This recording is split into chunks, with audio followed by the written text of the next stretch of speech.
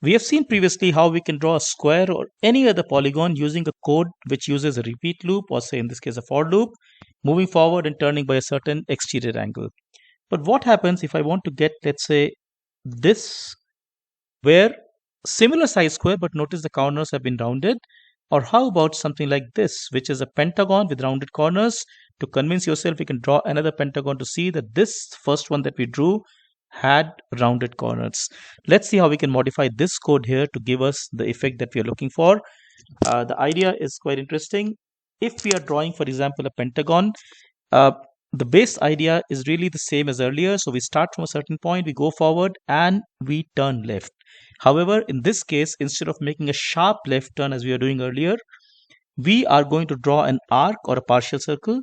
Also, notice that we are not going to start all the way from the corner. Neither are we going to move all the way to the corner. Instead, we are going to move a little bit forward and then get started. Now, all of this can be done from mathematics, uh, though a little bit advanced. So what you can show is that in case of a square, for example, and as we have seen also in the past, this is exactly equal to the radius, right? So square is the simplest case, but really the general result for those of you who are familiar with trigonometry is that this distance here is r by tangent internal angle by 2. Now I don't want to get into these details. What I will show is that I'll take the code for a square and I'll modify this to give you this, this rounded effect. And like I said, once it can be done for square, it can in fact be done for anything else as well. So let's get started. We had this code which is giving us a square. Now remember, the idea is that I'll go to the initial position. I will set the heading. I do not want to start all the way from the corner. So what I'm doing is that I'm saying, look, turtle, please move forward by say 30 steps. Now notice here, I have done pen up before this.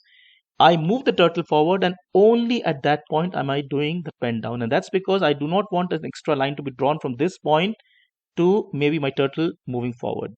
Now, once having done this, I'm in good shape because I just have to modify this code by saying that instead of moving 100 steps, move by, in this case, I'm using a radius of 30.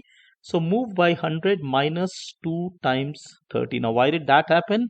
Because remember my diagram here, I'm telling turtle, hey, look, turtle, you have reached until this point. Now go until here. Now I've already covered r over here, which means I'll be moving 100, which is the total length in my case, minus 2r forward. And then again, I take a left turn.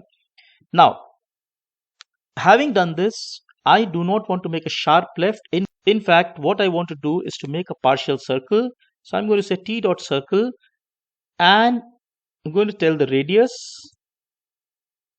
comma 360 by n size, because the angle of change is still the same as the exterior angle. So this is all I need to know. Now, one thing to note here is that in my case here, I'm making an anti-clockwise circle, and hence this radius is a positive number. Now with this done, if I run this code, indeed I get a square whose sides are quite nicely rounded. Now this obviously can be extended in many ways to any side polygon, but like I said, that requires a little bit more advanced mathematics. Happy to discuss, but I hope this gives you an idea. Take care. Thank you so much.